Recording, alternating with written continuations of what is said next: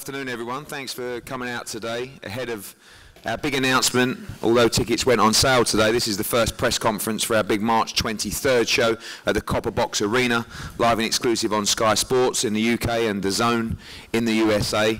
Coming off the back of a great night, but a disappointing night at the O2 Arena. You know, we talk about this new era of stars coming through in British boxing now. One of those stepped up on Saturday night, wasn't good enough. Might not have been ready, took the challenge, came up short against a very good champion in Sergio Garcia.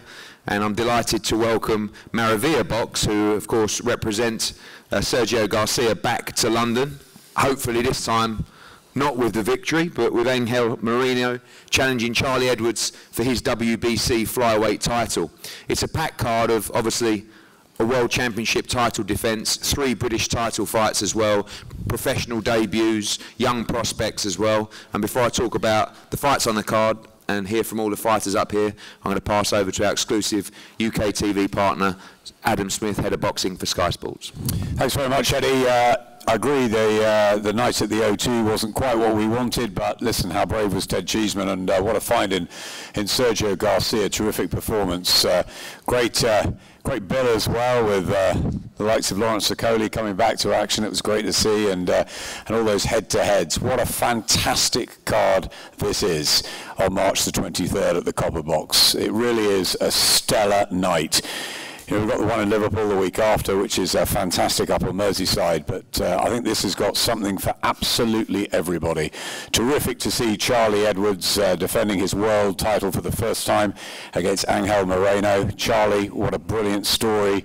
Showed that if you fail once, you can come back, you can rebuild, you can believe. The passion he's shown, the emotional scenes afterwards in the ring were incredible.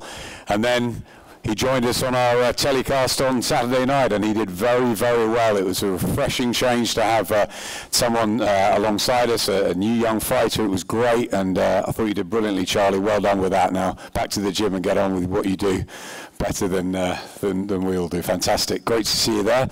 So he defends the world title. Terrific British titles, as Eddie's saying. You know, we'll step up for Joshua Buatsi against Liam Conroy. Very excited to see how JB gets on there. Lawrence Okolie back again. Great to see him back so quickly against Wadi Camacho. It's going to be a really good fun build up there, and hopefully a great night. And Lewis Ritson, who's not with us today, I think he's sparring out in the States, but Lewis, I mean, terrific value for money every single time. He's got to prove himself again after not quite making it at European level, but he's got a very exciting fight against Andy Town, and that should be all action. So yeah, Eddie, I think it is honestly a really, really good show. Well done for putting it together.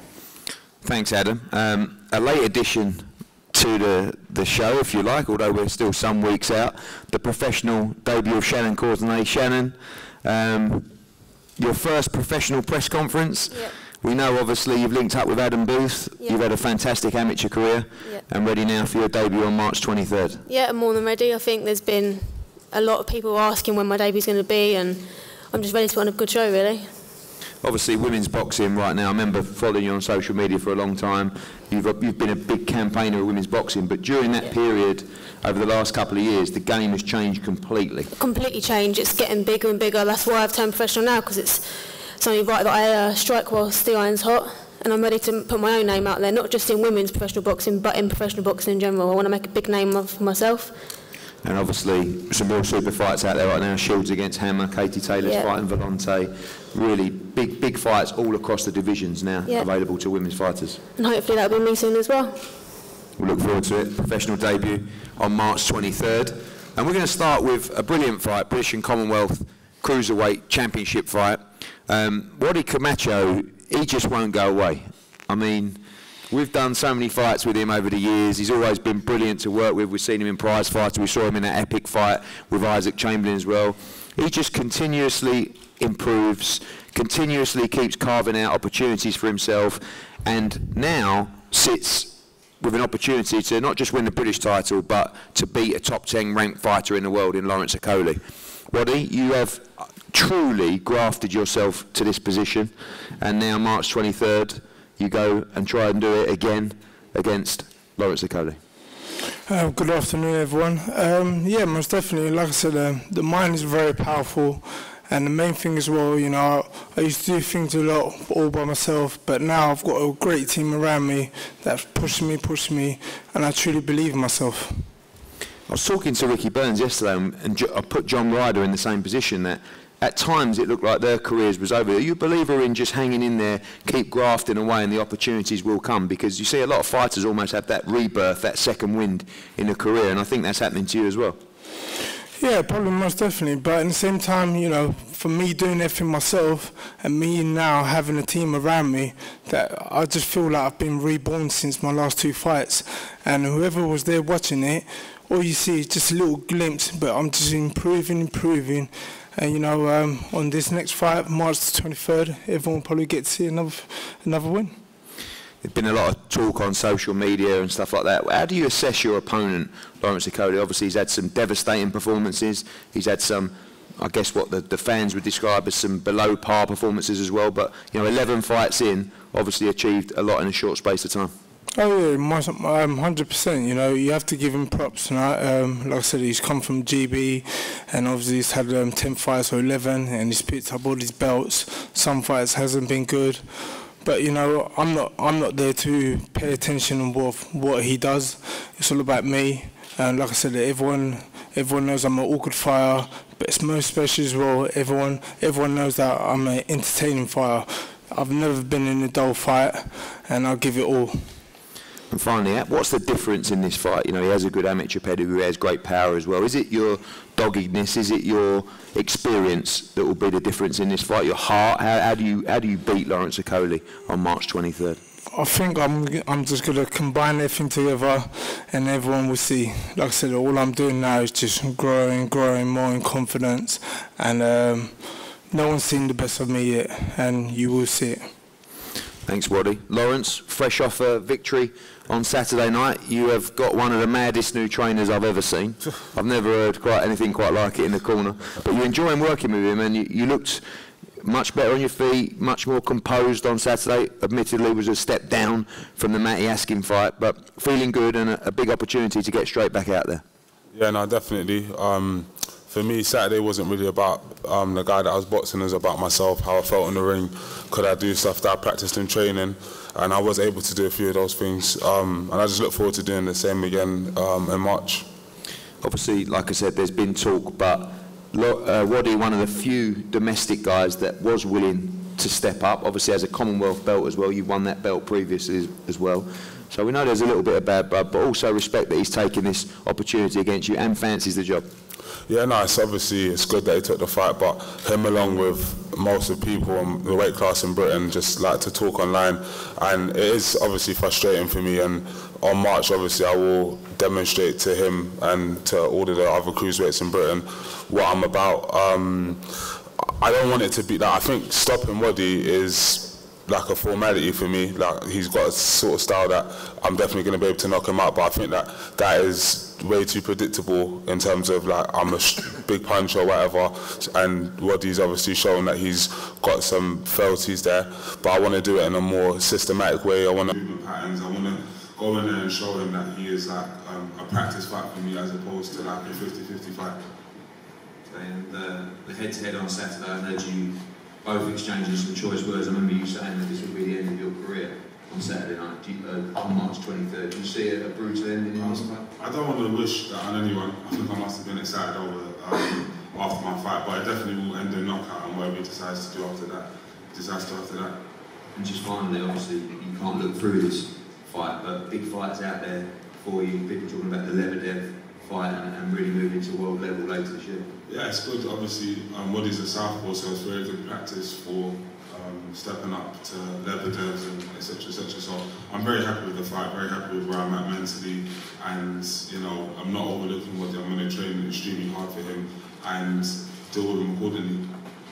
It's the British and Commonwealth Cruiserweight Championships on the line. The British Light Heavyweight Championship always been a stellar belt, and this fight is intriguing. Liam Conroy, again, one of those fighters, almost like Wadi Camacho, that you know, I remember watching you losing prize fighter, and you just rebuilt your career fantastically well with some big wins at 175 pounds now. You know, building a very strong fan base in the Northwest as well, and a big fight for you against Joshua Buatsi for the British title on March 23rd.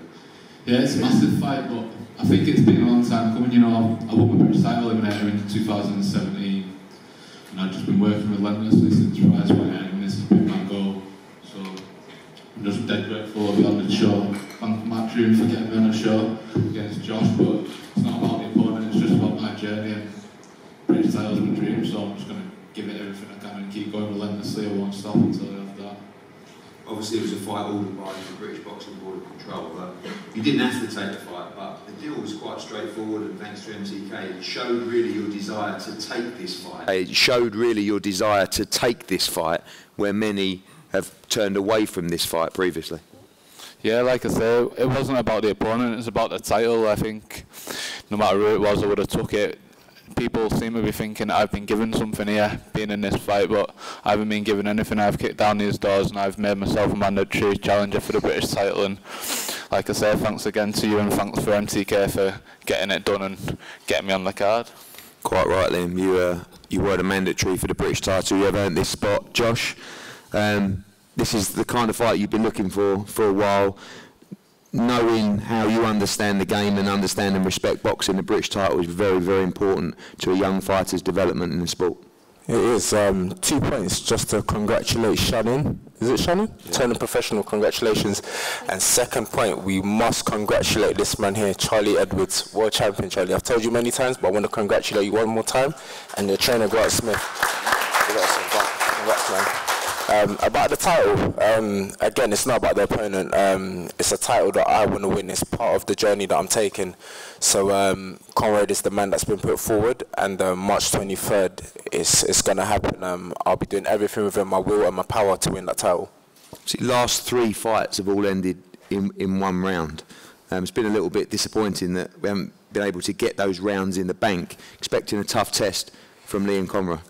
I've been putting in the work in the gym, and I've been getting sparring that's been more than 10 rounds. So I've been putting in the work physically and mentally, and my trainer will say as the rounds go on, I improve, I get better, I get stronger, I get fitter. So they might think, you know what, he's only done 3 first rounders, but that's cool. I'll be prepared. I'll be there from 1 to 12. So whichever number it is, if I see the opening, I'll take it. Again, if it's the first round, it's the first round.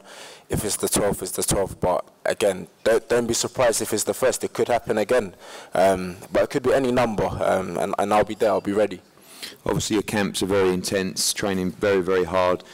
That almost is much more hard work than the fights itself. You know, we joked about you coming back on February the 2nd after your December fight, and you were like, no. You like a little rest, that 1 week off in between camps, but working very, very hard behind closed doors for big opportunities in 2019. Yeah. I'm working hard, and not to shine the light on myself, because I think everyone on this table is working hard. We all work hard, so the break's needed, but again, right now, I've got about 7 to 6 weeks. I'm working extremely hard. Everything's going well, as it should be going. But again, we won't know until the night. Not just until the night, but until the hour. Not just until the hour, but until the bell goes. So we have to wait and see till the bell goes. Thank you, Joshua. It's a brilliant fight. British light heavyweight championship between Olympic bronze medalist and stellar amateur and prospect Joshua Buatsi, and a young fighter in Liam Conroy that has absolutely earned this opportunity to challenge for the Lonsdale belt. As Adam said earlier, Lewis Ritson is out sparring in America, travelled out today. He's defending his British lightweight title against Andy Townend. It's an absolutely brutal matchup, 2 huge punchers, and we're looking forward to that one as well, as Lewis Ritson looks to rebuild following the disappointment of his European title defeat late last year. Joshua Buatsi is correct. Charlie Edwards is a phenomenal story. You know, I think it's been a joy to watch how this guy has been received by the British public, the British fans recently. You know, we know about the story of his mother and the dedication, but it's so much more than that. It's about a dream that he had from the very, very early days of lacing up the gloves. You know, I remember meeting him and his dad early in his career. You know, his dad was so driven, Charlie was so driven, and it was like an obsession to try and become world champion.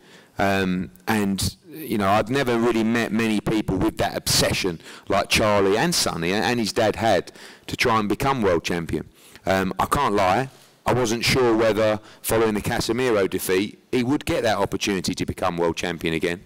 And this sport's very, you know, it's all about timing. It's all about opportunities. And that's what I was saying about Wadi and Liam Conroy as well, because this opportunity may never have come. You know, he chased for it, you know, he pushed MTK, they pushed me, get him a world title shot, get him a world title shot. It's really not that easy. And I liken this a little bit to Tony Bellew as well, because I have to say that probably a month before we got him the opportunity to fight for the world title, I thought we'd probably run out of chances here. I couldn't see any openings. And then it was very similar to Tony Bellew, who also won the WBC belt. I couldn't find one opening for him to challenge for the world title. And just out of nowhere, that phone call came, that opportunity came for Tony to fight Makabu for the WBC. And it was very similar to Charlie Edwards. You know, that opponent, he didn't want to fight Charlie Edwards, and out of the blue, you know, we went back, the timing of the phone call was right, and it was on at the O2 Arena. But the way he performed, the way he conducted himself was just magnificent to watch. And, you know, he now owns the green and gold belt, which for many fighters, they will tell you that that's right up there as the creme de la creme. You know, you've got the Ring Magazine belt as well. To fighters is an incredible honour. But this belt is one that's worn very rarely by British fighters. The only WBC belt holder right now, and obviously Tony Bellew was the one before that. So, you know, I'm very, very proud of Charlie Edwards and everything that he's achieved, but you can't just stop there. It's not just about, I've done it, because you haven't done it. Whatever happens, no one will take that opportunity away from him, or that memory away from him. But now it's about the legacy. Now it's about banking a defence, then going on and unifying the division in 2019. And when you look on BoxRec and you see #1, that means he's the #1 flyweight in the world. And I think the confidence that he will get from that will take him to another level in terms of his performances. And Grant Smith and those guys, you know, I also believe that you can't achieve anything in this sport without the right team of people behind you. It's impossible. It's a lonely sport. You've got to be guided right from the gym, you know, in terms of your career, to the TV companies, everything. And the job that Grant has done with Charlie has been sensational. And to see those two, after the fight, embrace, go to their knees, cry, this is what it's all about. You know, because I know everybody talks about TV deals and money, but you can't take those moments away forever. You know, and to see him achieve that was very, very, very. I mean, he's now my old man's favourite new fighter. Sam Eggington's been given the boot unless he beats Liam Smith, and Charlie's right up there, because we love the underdog story. And, you know, you go from 4 months ago, really can't find an opportunity, to sitting here now as the #1 in his division. So now we've got to make the most of that. And first up is Angel Moreno. As I said, his stablemate, Sergio Garcia, upset the odds, I guess, a little bit on Saturday night, defending his belt so well. Actually, this fight was made about an hour before doors opened on Saturday night, and I made it with Sergio Martinez. They fancied this fight as well. They fancied the Sergio Garcia fight. Angel Moreno has 2 defeats on his record. One is a disputed loss, defending his European title, and the other one is on points to the current WBA champion of the world at flyweight as well. This is a very, very tough fight. These two have shared the ring before in sparring. Firstly, Angel, welcome. A big opportunity for you to fight for the world title in March. Una gran oportunidad para ti pelear por el título mundial en marzo. Sí, muchísimas gracias. Quería agradeceros la oportunidad de poder disputar este título, tanto a usted como a Charlie. Y bueno, quería comentar que no coja de sorpresa a nadie cuando el día 23 gane ese título, que sigáis confiando en Charlie, que es un gran boxeador y lo será aún después de esa pelea. Thank you very much. This is a great opportunity to come and box here, as it is for Charlie as well. I want to say that Charlie is a great boxer, but anything can happen on the night. Obviously a big win for Sergio Garcia on Saturday, and you'll be looking to follow in his footsteps in victory in London. Te inspira un poco el triunfo de Sergio García el sábado. Para su pelea. Repito. Que te ha inspirado esta victoria de Sergio. Bueno, la victoria de Sergio no es ninguna sorpresa, es algo que tenía que pasar. Creo que Sergio es bastante mejor boxeador y su victoria ha sido muy merecida. O sea, yo tenía total confianza a que terminara el combate ganando. Yes, I don't think that Sergio's win was any surprise. He's a great boxer and he deserved the victory, and I will certainly look to take inspiration from that. Well, it was a surprise to us. And also I want to say, these two, I know you've got a younger brother. His Sonny's younger than you? Yeah, he's not your older brother, is he? You're like brothers. Yeah.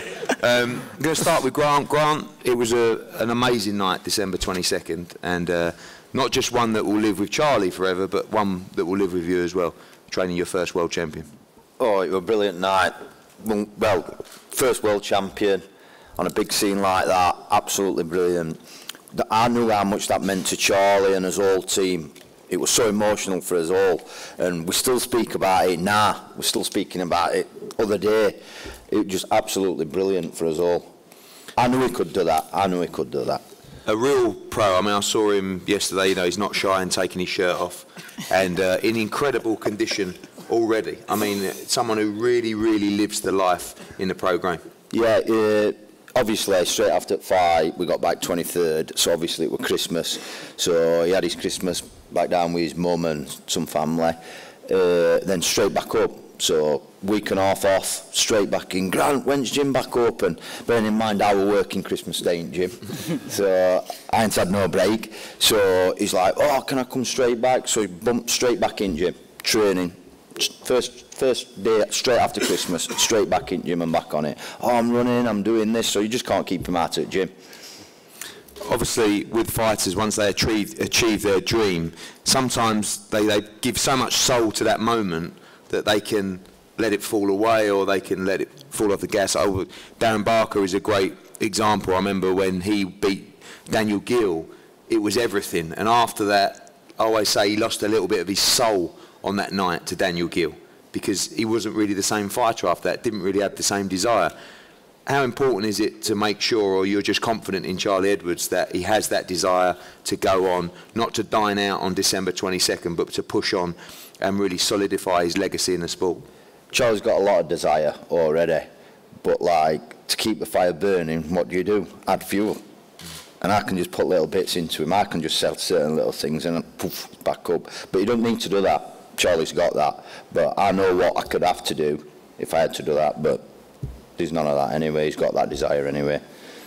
Charlie, your first official press conference as WBC World Champion. You're looking $1 million these days. On TV on Saturday, you spoke so well. You're looking like a real star. What's changed in your life since December 22nd? Obviously, you're a lot happier. But how do you feel right now as compared to, obviously, August, September of last year? Well, first and foremost, I want to say a big thank you to you, Eddie, for believing in me. A big thank you to Adam Smith for, first of all, letting me headline my own show. This is a dream come true in itself. And not only that, I'm headlining my own show, but I've got some great fighters and great former teammates on the GB team who's on the card as well. So I feel really lucky and I feel blessed. It's been a lot of hard work to get here, but it's a dream come true. And you said about if the fight dies down a little bit, I want to be a British great, and to be a British great, I want to be a multi-weight world champion. And this new book, it starts now. The hard work really starts now, and it's about dedicating myself. I'm obsessed with the game, obsessed with getting better day in, day out. I want to go down as a great, and this first defence is going to be a really good one. I'm really looking forward and excited about this fight.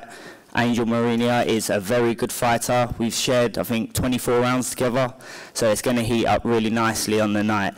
But I'm just so grateful as well that the British public has taken a liking to me. It's been a long, hard road to get here, and I ain't leaving anytime soon. You had that incredible belief going into that fight. I remember walking into your changing room on the night of the 22nd with flags up and signs up saying new world champion. I was a bit worried, to be honest with you. I just, but because you'd convinced yourself that that moment was coming, you know, and all throughout that build-up earlier on in that year, those opportunities really didn't look like they would be there. Where did that belief come from? And is that just about visualising success, that you almost became so obsessed and crowned yourself a world champion even before that fight. Yeah, I think this is my purpose of life. This is my destiny, and I've got a big self-belief pattern behind it, and I've programmed my subconscious mind. When the going was getting tough and it didn't look like it was coming off, I had to believe and had to keep pushing. And at the moment where maybe I come into the gym with Grant and I was in tears because nothing weren't coming off, and I'll hold my hands up, I cried about it saying, this ain't working for me, but Grant was like, just carry on believing it's going to fall. Then a week later, the shot fell. And it was all about just having that faith and that belief that what I've worked so hard for from the age of 11, giving up so much growing up as a kid, it was going to be worth it. And yeah, it is worth it now, but now it's time to make a legacy, and that's what I'm in this game to do. It was really the boy and the man, you know, looking at the Casemiro performance and December 22nd. You know, you weren't ready for that physically, mentally, you weren't ready for that opportunity. Sometimes, obviously, with us and Sky, there's that hype and you can think you're ready, but once you got in there, it was clear you weren't ready. Completely contrasting performances between that one and December 22nd. Yeah, 100%. I'm a big believer in the journey, and that was, I had to take them steps on the journey to make me realise what I was in this sport for. Back then, maybe I was in it for the wrong reasons. I was living out in Marbella. I wanted to be known for the wrong reasons. Probably I wanted this Instagram famous, all this kind of stuff, where reality is I come away from that, I brushed myself down, and I really got back on track to why I'm actually in this sport of boxing. I'm in here to be a humble guy, to give inspiration to a younger generation coming through and show that these lighter weights, you can go on and achieve things and you can make a living from it. So yeah, I was doing it for the wrong reasons back then, but when I brushed myself down and really structured the game plan to get in the position, and losing against Casemiro was the best thing that ever happened to me, because it showed me what I had to do and what work I had to put in to become the fighter I am today. And I'm here, I'm doing it now, and like I said, I'm obsessed and I ain't taking no step down. I know what it's like to feel on the bottom. I know what it's like to feel unloved. I've got the best team around me I have ever had, and this is a start of something very beautiful. You talk about those smaller weights. Obviously, even the super flyweight in the last 2 years has been, you know, a real star division. Even the flyweights now, you look at Muthalane, you look at also Dakalem, who the WBA champion, who Moreno lost a tight decision to. Some big unification fights out there as well, but also up at super flyweight, where you were at recently. Obviously, Kal Yafai, a big domestic fight. Our recent signing of Rung Savai as well, who'll be fighting Estrada. It's a great time, either at flyweight or super flyweight. Yes, 100%. First and foremost, I've got to focus 100% on Angel Moreno. He's a top-class operator and a hard fight. But I believe, and I'll put it out there, this is my time. Timing is everything, and it's all come right. And all the other fights, they'll unfold in the future. I'm ready now to fight anyone and everyone. And I'm in this sport not to pick and choose my opponents. I just want to build a legacy, and I want to be known as an all-time great in British boxing. Well done, Charlie. You're certainly off to the right start. Brilliant performance on December 22nd. March 23rd will be your first defence of your WBC title, and it starts for us what really is March Madness. March the 2nd, JD Next Gen, Jordan Gill headlining that card with Anthony Sims Jr., Richard Riakporhe fighting Tommy McCarthy in a brilliant cruiserweight matchup. Lee Wood challenging for the Commonwealth title. March 9, the following Saturday, we're in Turning Stone in New York for Joe Smith Jr. challenging Dimitri Bivol for the WBA Light Heavyweight Championship of the World. Maurice Hooker defending his WBO World title. Callum Johnson fighting Shawnee Monahan. Sergey Kuzman on that card as well. And also the professional debut of Otha Jones 3, the US amateur starlet. The Friday after that, we're in Philadelphia for a massive St. Patrick's Day weekend card. John O'Carroll challenging Tevin Farmer for the IBF Super Featherweight World Championship, and Katie Taylor attempting to unify again against Rosie Volante in a brilliant matchup there, and a great middleweight fight as well between Rosado and Selecki. The 23rd of March, we're here. I actually missed out March the 8th. We're in Milan for our Italian show, our second Matchroom Boxing Italy show. March 23rd, we're here, WBC World Title, 3 brilliant domestic Lonsdale belt matchups. March the 30th in Liverpool for another great card. Liam Smith against Sam Eggington, Robbie Davis against Joe Hughes for the British and European Super Lightweight Championships, Anthony Fowler against Scott Fitzgerald in a brilliant domestic matchup, David Price out again, and yesterday announced Philip Bowes against Tom Farrell for the Commonwealth Super Lightweight title. It's 6 shows in March. I can remember every single fight, every single day, every single venue, and I could even tell you how many tickets we've sold at each show to the second. That's how much we live and breathe this sport. Anyway, that's enough. We're going to have head-to-heads up here now, and we're looking forward to another great show live on Sky Sports on DAZN on March 23rd. Thank you.